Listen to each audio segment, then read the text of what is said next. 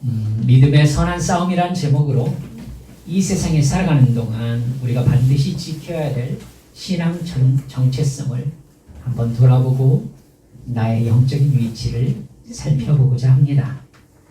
하나님과 우리와의 관계에서 가장 중요한 출발점은 하나님께서 우리를 만드셨다는 사실입니다. 이게 신앙에 있어서 가장 중요한 전제죠. 여러분, 세계 역사는 이 사실을 부인하기 위해서 그토록 많은 애를 썼습니다. 아시겠죠? 어떤 과학도 힌두교의 허구를 증명하기 위해서 연구하지 않습니다. 여러분, 불교의 허구를 극락이 어디냐 하면서 연구하시는 분 봤습니까? 어떤 종교의 죽음 이후 혹은 이 세상에 있게 된 그 사실을 과학적으로 증명하려는 시도 하지 않습니다.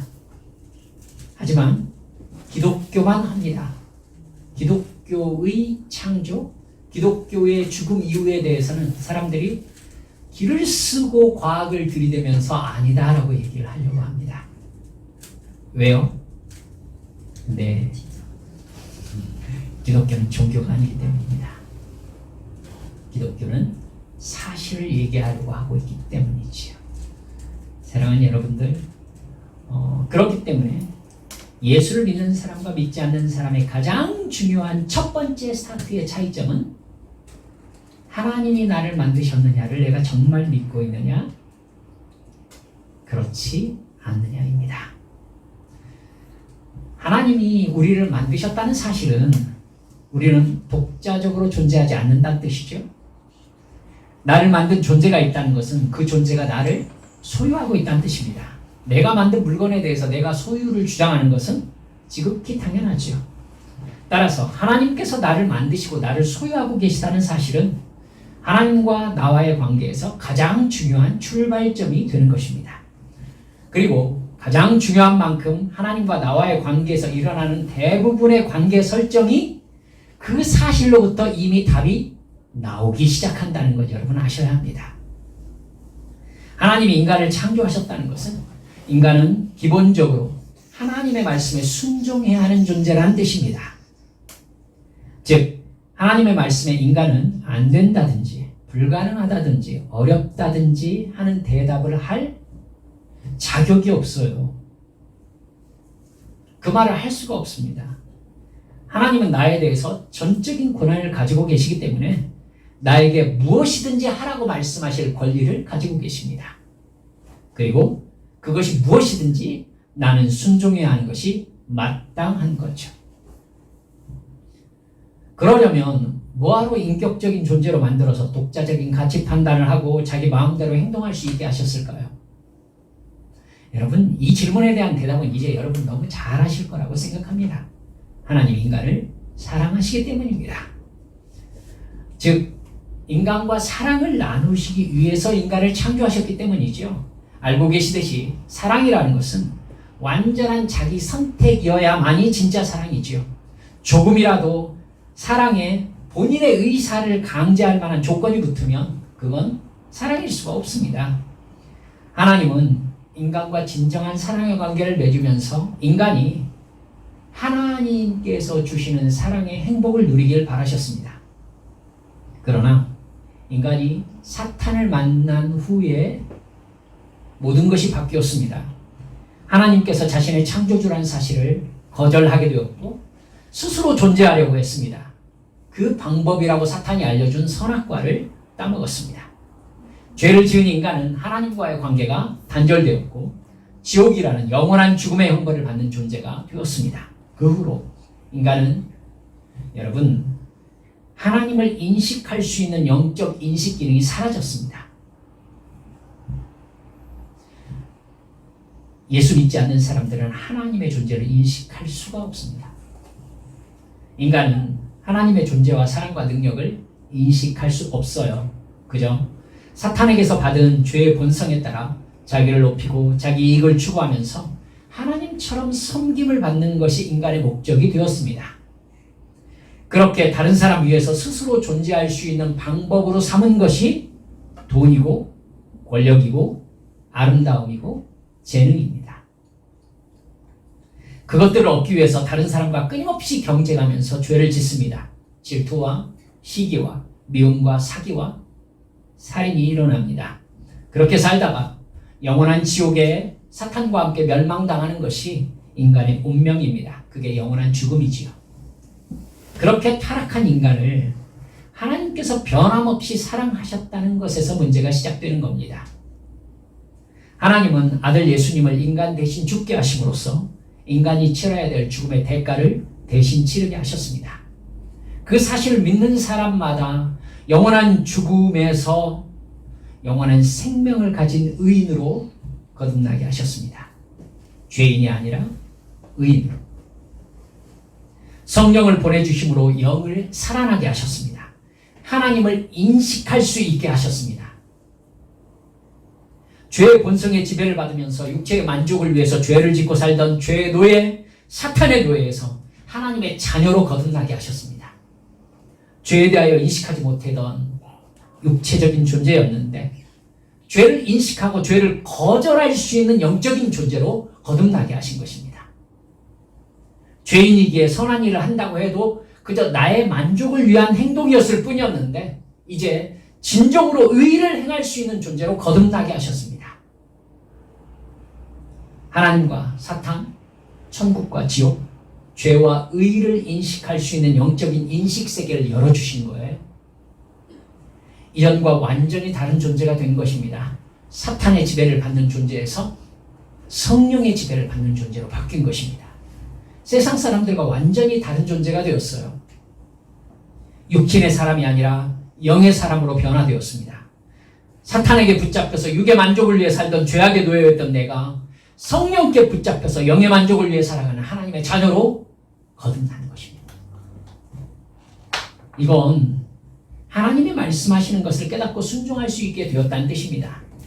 나는 이제 모든 순간 하나님께서 나를 만드셨다는 창조된 존재로서의 정체성을 회복한 것입니다. 창조된 존재로서의 정체성이 회복되었다는 것은 나를 하나님이 소유하고 계시다는 것을 내가 인식하며 산다는 뜻입니다. 하나님이 나를 소유하고 계신다.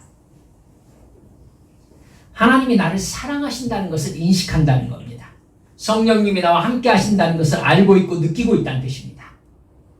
하나님께서 나에게 무슨 말씀을 하시든지 나는 순종함으로써 나와 하나님과의 본질적인 사랑의 관계가 회복된 사람으로 산다는 뜻입니다. 이제 성령 충만한 상태로 살아가는 이상 나의 삶에서 일어나는 모든 일들은 하나님이 나의 인생을 영생으로 인도하시는 과정입니다. 믿습니까? 따라서 모든 상황은 하나님이 나를 사랑하시는 증거가 되는 것입니다. 이걸 명확한 사실로 알 뿐만 아니라 나의 삶에 내면화시킨 사람이 바로 거듭난 사람인 것이죠. 이걸 하나님을 사랑한다 라고 이야기합니다. 그러나 이 사실이 언제나 나에게 아멘으로 긍정되는 것은 아닙니다. 나에게 구원은 아직 완전하게 성취된 것이 아니기 때문입니다. 하나님과 나와의 관계는 이 세상에 사는 동안 언제나 격동의 관계에 있습니다. 난 아직 육체 속에 살고 있지요. 그렇기 때문에 육체의 욕망이 완전히 사라진 게 아닙니다. 나를 힘들게 하거나 해를 끼치는 존재에 대한 거부감과 미움 여전히 있습니다.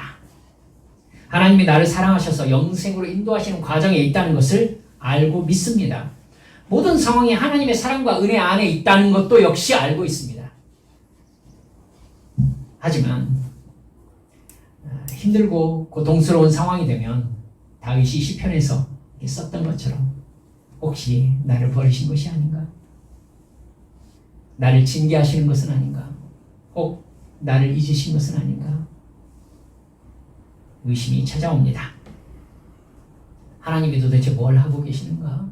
나에게 왜 이러시는가? 이게 정말 사랑인가?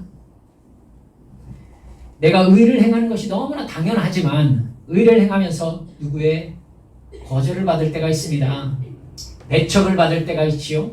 심지어 욕과 미움과 저주를 받을 때도 있습니다. 누굽니까? 사도 바울 아닙니까? 그쵸? 나는 사도 바울이 아닙니까? 그런 상황이 닥치면은 내가 왜 이렇게 의를 행하면서도 고통을 겪어야 되는가 고민합니다. 여러분, 나도 어느 순간 성령께 붙잡혀 사는 삶이 실증날 때가 있습니다. 재미없고 괜히 힘들게 느껴지는, 영적으로 나약해지는 순간이 오는 것입니다. 그냥 하나님이 나에게 복을 주셔서 돈 많이 벌게 해주시고, 아니면 뭐 어떤 지위를 주시든지 권력을 주시든지 뛰어난 능력을 주셔서 그냥 세상 사람들 사는 기준에 따라 세상 재미 누리면서 살고 싶을 때가 있는 겁니다. 나도 그냥 이스라엘 민족처럼 나 잘되게 해주는 신이나 종교 하나 갖고 싶은 마음이 드는 것이죠. 그때, 바로 그때가 사탄이 아담과 하와를 선악과로 유혹하는 바로 그때인 겁니다. 깨달으셔야 돼요. 하나님께 매어 살 필요가 없다. 너는 너 스스로 살 수 있어. 넌 능력도 있잖아. 너 이렇게 하면은 네가 원하는 목적을 성취할 수 있잖아. 사탄은 너무나 당연하게 논리적으로 우리를 설득합니다. 그렇게 복잡하게 어렵게 살 필요가 없다. 네가 원하는 대로 살아야지. 너는 너다워야지. 너는 네가 하고 싶은 대로 해야 네 삶 아니냐? 여러분, 정말 교묘한 유혹이지요. 놀랍게도 제가 한 7년 심리학 공부를 했습니다만 심리학이 그 이야기를 그대로 해주면서 상담을 해줍니다. 사랑하는 여러분들, 하나님을 떠나서 스스로 너의 인생을 살아라 라고 세상의 과학과 인문학과 심리학은 우리를 강력하게 설득합니다. 바로 그때 내가 하나님께 지음받은 창조물인 것을 정확하게 확신하고 있는 사람은 사탄의 유혹을 분별합니다. 그리고 거절할 줄 압니다. 더구나 내가 성령님의 감동하심으로 예수님의 대속을 깨닫고 거듭나기 전에 사탄이 죄를 통해 나를 지배하던 주인이었다는 것을 정확하게 알고 있는 사람은 사탄의 유혹을 분별할 뿐만 아니라 사탄을 향하여서 저주를 할 줄 압니다. 나에게서 떠날지어다. 하나님의 말씀대로 순종하는 것이 힘들지만 나는 해야 한다고 정확하게 선을 그을 줄 알게 되는 것이죠. 그건 육신의 욕망을 통해서 나를 유혹하는 사탄을 거절하는 것이기 때문에 내 육신의 욕망을 거절하는 것이 됩니다. 여러분, 이렇게 하는 것이 예수께서 나를 따라오려거든 자기를 부인하고 자기 십자가를 지고 나를 따라야 한다고 말씀하신 뜻입니다. 내가 십자가를 왜 내가 지고 가야 합니까? 나를 그 십자가에 못 박아서 육체의 욕망을 죽이지 않으며 육체의 욕망은 언제든지 나를 죄의 노예, 사탄의 노예로 만들기 때문입니다. 물론 스스로 그걸 다 해낼 수 없겠지요.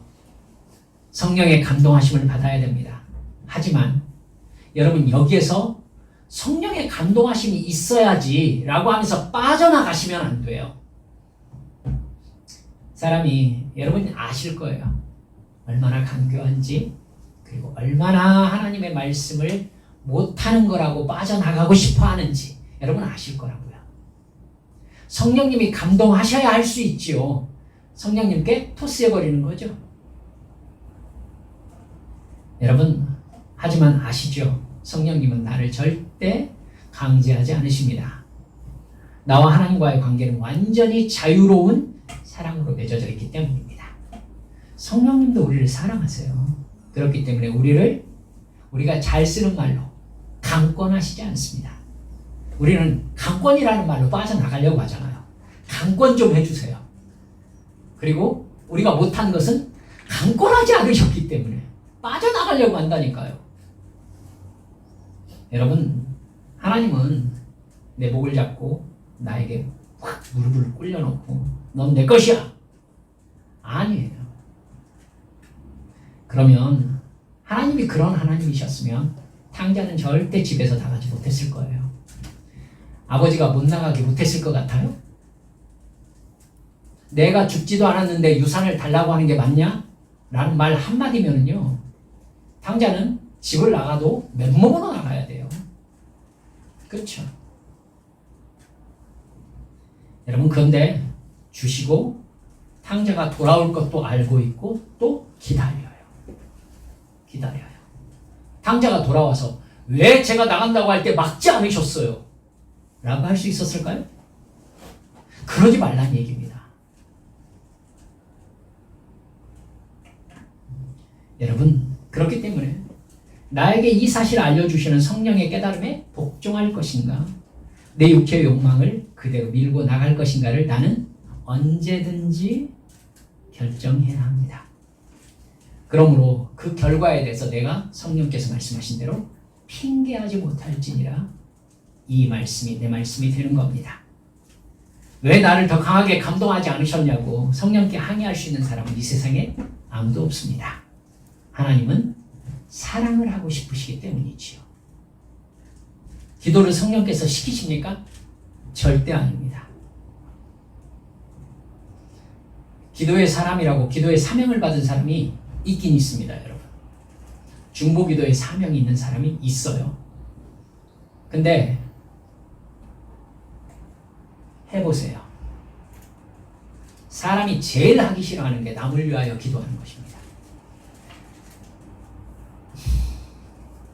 정말 어렵습니다. 그래서 저에게 찾아와서 그러더라고요. 저에게 은사 주신 거 알겠습니다. 근데 저 하기 싫습니다. 이럴 때는 하나님이 더 강하게 감동하셔야 되는 거 아닙니까? 이러시더라고요. 제가 뭐라고 했겠습니까? 오늘 설교를 했습니다. 여러분, 성령께서는 기도하라고 하십니다. 그때 내가 그 감동하심에 순종해서 기도를 시작하면 저는 마땅히 기도할 것을 알지 못하니 성령께서 저를 감동하셔서 내 입술을 인도해 주시고 마땅히 할 기도를 하게 하시고 하나님의 뜻을 알게 하시고 내가 순종해야 할 말씀 깨닫게 해주세요. 이렇게 진짜 기도하며 성령께서 여러분의 영혼을 확 사로잡으실 겁니다. 그래서 여러분의 입술에서 방언이 나올 수도 있고 또 통역이 나올 수도 있고 예언의 말씀을 주실 수도 있고 그리고 깊은 감동으로 성경 말씀을 여러분 안에서 깨닫게 하실 때도 있고 하시면서 성령께서 내 의지를 붙잡고 영의 사람으로 기도하게 하시는 역사가 나의 순종을 바탕으로 시작되는 겁니다. 따라서 기도하지 않은 것 때문에 하나님과의 관계가 멀어지는 사람이 있다면 성령님이 나를 덜 감동하시거나 하나님이 나를 덜 사랑했던 것이 아닙니다. 죄에 대하여, 의에 대하여, 심판에 대하여 나를 감동하시는 성령의 감동을 내 게으름과 육체의 욕망에 따라서 거절했기 때문에 일어난 증상인 겁니다. 따라서 나는 이 세상에 사는 동안 죽는 순간까지 내 육체의 욕망을 거절하고 성령님의 감동하심에 복종하는 영적인 싸움을 하며 살아가게 되어 있습니다. 내가 나의 욕망과 싸우는 것이 얼마나 때로는 힘들고 고통스러운지 저도 경험해서 알고 있습니다. 하지만 내 육체가 죽기 전까지 이 싸움은 끝나지 않습니다. 이 영적인 싸움을 사도 바울은 로마서 6장 11절에서 13절까지 해서 이렇게 명백하게 이야기합니다. 들어보세요. 이와 같이 여러분도 죄에 대해서는 죽은 사람이요 하나님을 위해서는 그리스도 예수 안에서 살고 있는 사람이라는 것을 알아야 합니다. 그러므로 여러분은 죄가 여러분의 죽을 몸을 지배하지 못하게 해서 여러분이 몸의 정욕에 굴복하는 일이 없도록 하십시오. 그러므로 여러분은 여러분의 지체를 죄에 내맡겨서 불의의 연장이 되게 하지 마십시오. 오히려 여러분은 죽은 사람들 가운데서 살아난 사람답게 여러분은 하나님께 바치고 여러분의 지체를 의의 연장으로 하나님께 바치십시오. 죄와 육신의 욕망에 대해서 나는 죽은 것으로 여기라는 것이지요. 예수 안에서 하나님에 대하여만 살았다고 여기라는 것입니다. 육체의 욕망에 순종함으로써 죄와 사탄의 지배에 들어가지 말고 거듭난 하나님의 자녀로 육체의 욕망을 거절하고 하나님의 말씀에 복종하는 믿음의 선한 싸움을 싸우라는 것입니다. 그러면 반드시 승리하게 되어 있다는 것이죠. 왜요? 나를 승리자 주께서 소유하고 계시기 때문입니다. 이 말씀이 오늘 본문 말씀의 뜻입니다. 오늘 우리가 읽은 본문 10절을 보면 돈을 사랑함이 일만 악의 뿌리가 되나니 이것을 탐내는 자들은 미혹을 받아 믿음에서 떠나 많은 근심으로써 자기를 찔렀도다. 이렇게 나옵니다. 돈을 사랑하는 것은 자기를 스스로 존재하게 하려는 죄악의 본성에 따른 마음입니다. 믿음에서 떠나게 하는 마음인 것이죠.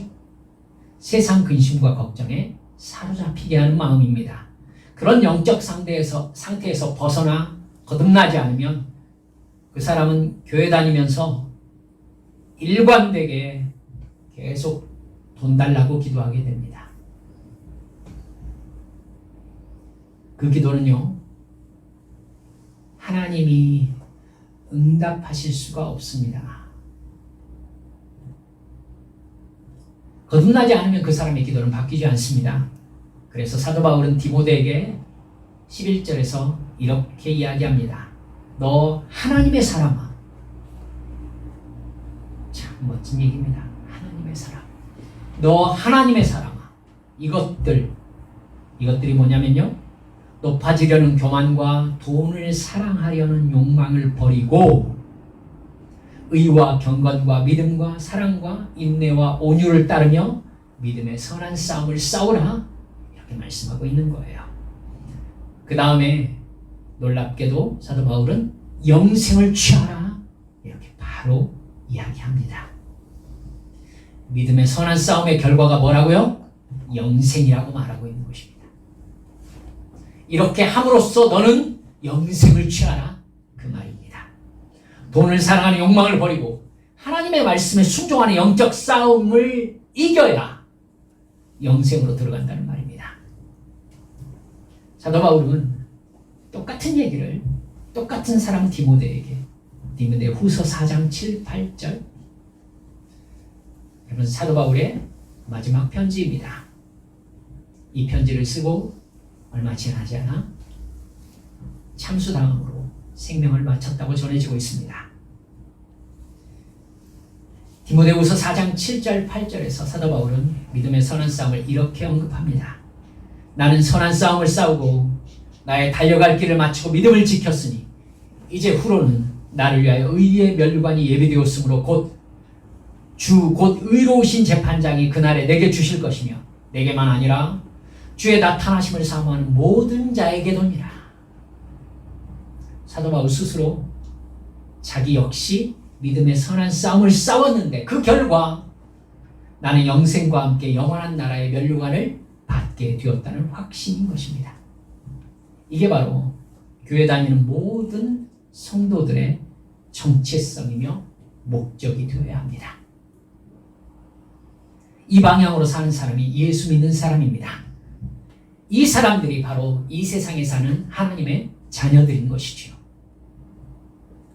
우리 분명하게 깨달읍시다. 사도 바울은요, 신학자들이 기독교를 기독교 되게 한 사람이라고 얘기할 정도로 그 차지하는 영적 영향력이 큰 사람입니다. 사도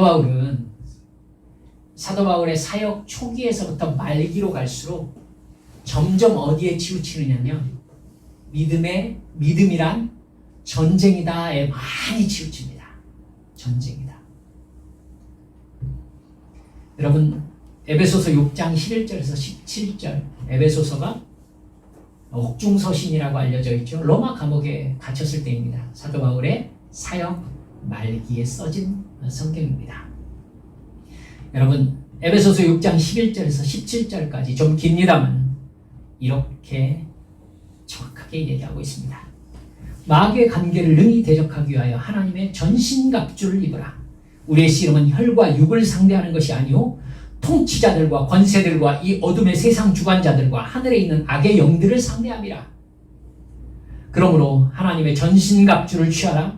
이는 악한 날에 너희가 능히 대적하고 모든 일을 행한 후에 서기 위함이라. 그런즉 서서 진리로 너희 허리띠를 띠고 의의 호심경을 붙이고 평안의 복음이 준비한 것으로 신을 신고 모든 것 위에 믿음의 방패를 가지고 이로써 능히 악한 자의 모든 불화살을 소멸하고 구원의 투구와 성령의 검 곧 하나님의 말씀을 가지라. 이렇게 이야기합니다. 감옥에 갇힌 사람이 아주 당당하게 영적 전쟁을 선포하고 있습니다. 우리가 이 세상에 사는 상황을 전쟁 상황으로 설정하고 있는 것이죠. 사탄은 우리 안에 내재하고 있는 육신의 욕망을 다시 일으키려고 갖은 애를 씁니다. 아담과 하와처럼 하나님의 명령을 거절하고 스스로 존재하기 위해서 선악과를 따먹도록 계속 유혹합니다. 여러분, 이 믿음의 관점으로 여러분의 삶을 점검해 보세요. 그러면 여러분의 삶에서 지금 무엇이 선악과인지가 눈에 보이실 겁니다. 내가 지금 이것을 한다는 것이 선악과를 거절하는 행동인지 선악과를 따먹는 행동인지 아시게 될 거라고요. 이게 사탄이 나에게 쏘는 불화살입니다. 뭘로만 막을 수 있어요? 믿음의 방패로만 막을 수 있습니다. 믿음의 방패가 무엇입니까? 어떤 상황에서도 하나님께서 나를 지으신 창조주이심을 결코 잊지 않는 것입니다.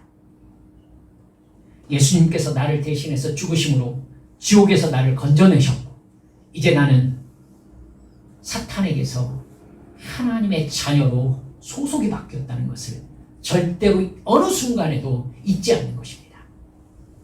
이제 나는 죄에 대해서 죽었다는 것을 모든 순간 잊지 않는 것이죠. 나는 이 세상에서 사는 천국 시민이라는 것, 나는 천국 시민의 법으로 살아가는 존재라는 것을 절대 잊지 않는 것입니다. 모든 순간 하나님은 나를 사랑하시는 아버지이심을 절대로 잊지 않는 겁니다. 이게 바로 믿음의 방패입니다. 나에게서 이런 믿음이 확인되면 성령님께서 내 삶의 보호자와 돕는 자로 나타나십니다. 사랑하시니까. 나를 천국까지 이끄시는 목자가 되어주십니다. 그 사람은 자신을 믿음의 선한 싸움을 싸우는 군사로 인식합니다. 군사에게 가장 중요한 것이 무엇인가요? 이것이 오늘 설교의 결론입니다. 군사에게 가장 중요한 것이 무엇이죠? 명령에 복종하는 것입니다. 이게 군인인 사람과 군인이 아닌 사람의 다른 점입니다. 명령에 복종하는 것. 모든 순간 하나님의 말씀에 조건 없이 복종합니다. 하라고 하면 하는 겁니다. 하지 말라고 하면 안 하는 겁니다. 기도하라고 하면 하는 겁니다. 섬기라면 섬기는 겁니다. 사랑하라고 하면 사랑하는 겁니다. 여러분, 할 수 있느냐 없느냐는 전혀 중요하지 않습니다. 만드신 분이 하라고 하잖아요. 그럼 내가 할 수 있는지 할 수 없는지를 만드신 분이 모르시겠습니까? 전능하시고 전지하시면서 나를 가장 잘 아시는 하나님 아니십니까? 그분이 하라고 하십니다. 그리고 그분이 하라고 하시는 그 말씀의 동기는 사랑입니다. 사랑하는 여러분들, 하나님을 사랑하는 사람은 자기를 하나님이 지으신 피조물을 확실히 인식합니다. 피조물이기 때문에 나의 주권은 하나님께 있다는 것을 알고 있습니다. 그렇기 때문에 그 하나님이 명하시는 모든 계명에 당연히 순종하지요. 하나님의 모든 계명은 나를 사랑하시기 때문에 명하시는 거라는 것을 믿습니다. 순종하는 사람이 그래서 영생을 얻는 것입니다. 사랑하는 여러분들, 그렇기 때문에 믿음과 사랑은 감정적 격앙 상태가 아닙니다. 여러분 아시겠죠? 그러니까 하나님에 대한 사랑 고백은 모두 다 하나님을 사랑하는 찬양을 부르면서 분위기가 격앙되어서 눈물을 흘리면서 하나님 사랑합니다 하고 소리 지르면서 하나님께 사랑한다고 말하는 것이 아니라 도저히 사랑할 수 없는 사람을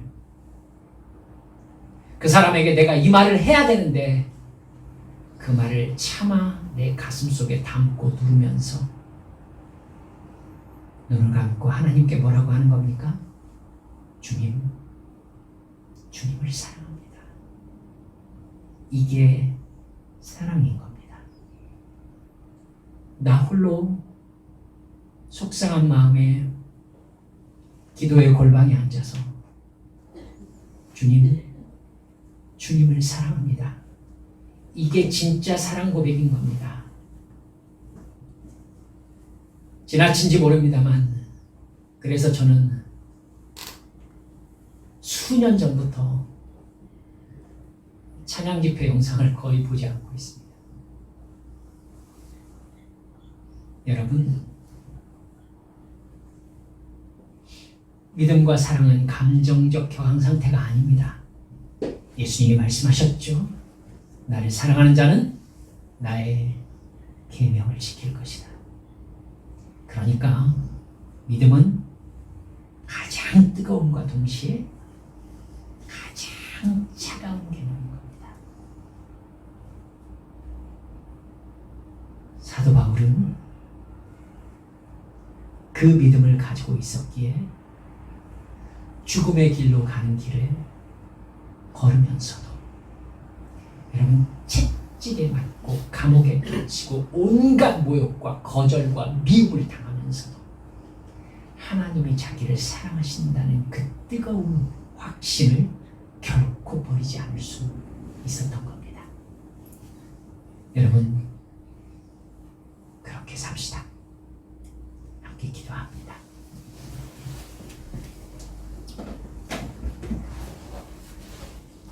믿음의 선한 싸움. 우리의 영적 전쟁 상황이기에 주님께서는 순종하라고 말씀하십니다. 그리고 우리에게 군사라고 계속 말씀하십니다. 말씀드렸죠? 군사는 명령에 순종합니다. 주여, 주님 나라에 이르기까지 사도 바울처럼 저도 이 믿음 끝까지 붙잡고 나를 어디로 인도하시든지 사망의 음침한 골짜기로 걸어간다 하여도 내 앞에 목자이신 주님이 보이시는 이상 나는 두려움이 없습니다. 고백할 수 있는 참다운 믿음 가지고 살아내게 해달라고 주님 앞에